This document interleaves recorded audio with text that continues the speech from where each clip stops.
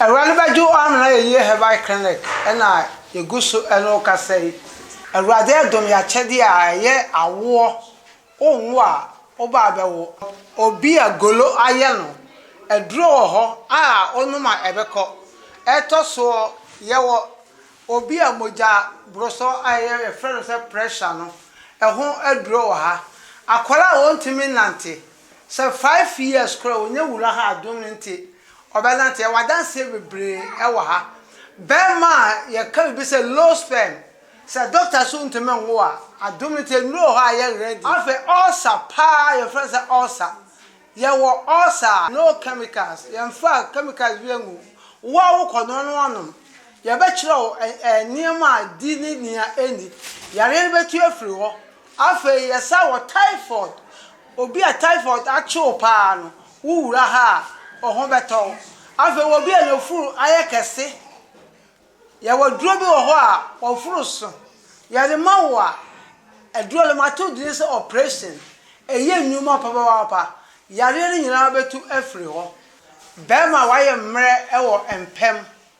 afa obi a okọ toilet na kokobo ewro afa obi a after be adomlinti Awurade de ho achede no adom ye afa abofra wontimi lante wuwura ha obelante adomlinti se e ma entafo nyina epiepia ha ahaye wonro ahodo bebre enye dua ba kope ana ha ba kope le sayare no nyame de sa achede le nyina adom ye ne a wo ha wonya digura ha adomlinti ye benya ya dura efata e de amaw etosu bio obi a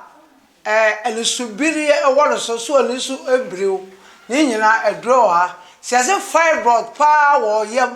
na doctor say enye yi a Dr. Jesus or ha say o yisa ha no efiri ho adomlinti ame de say dro na adom ye ena ya dwuma no di no ken kai ase ne ba o say Jesus is the great healer Awurade Yesu ni oyaresafo elunti ayaresa to minute edin mu to minute no prayer team wo ha oba e bompa ye ama se de be ya o ha wa de ba unsan fenko eti enuro ne de a chedere onyame de adumi ekwa be ne fa so wo hia edakumi ewo Awurade Begye amna ye herbal clinic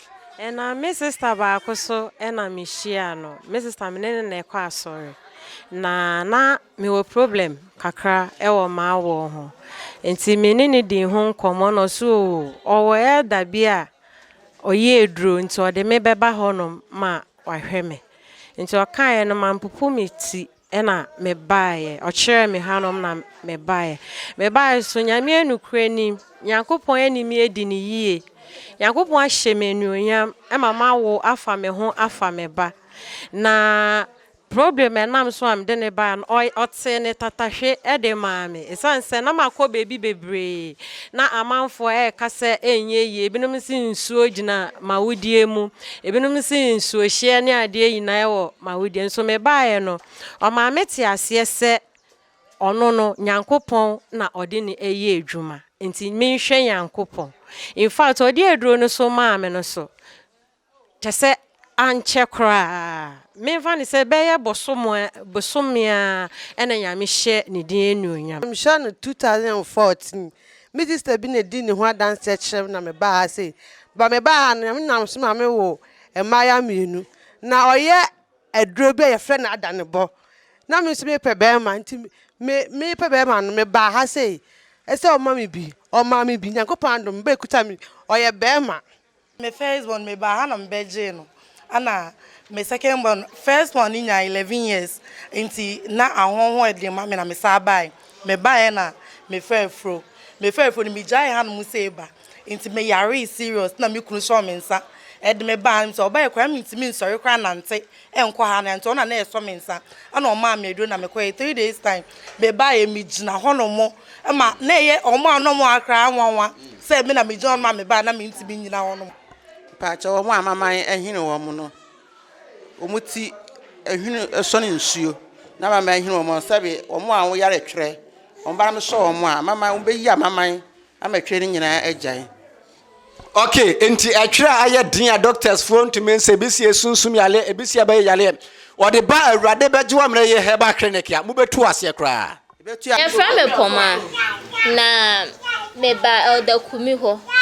me kasa membre ya na me boa ma bre pa ye se me kasa ma bre pa ye na se ma ye den ma bre ye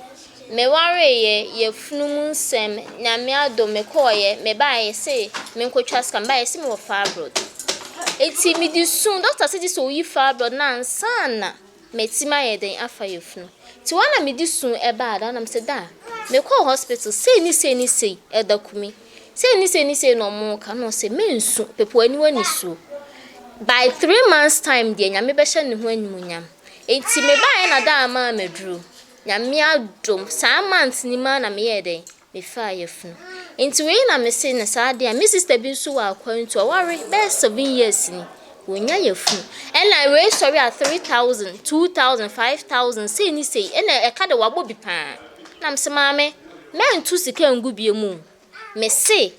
bra elder hanom nyame be ye wadom nso nsa ye den e be ka wo de enti me ya na me nwa etwetwe ne ho na da cross maame afi de me ba Ghana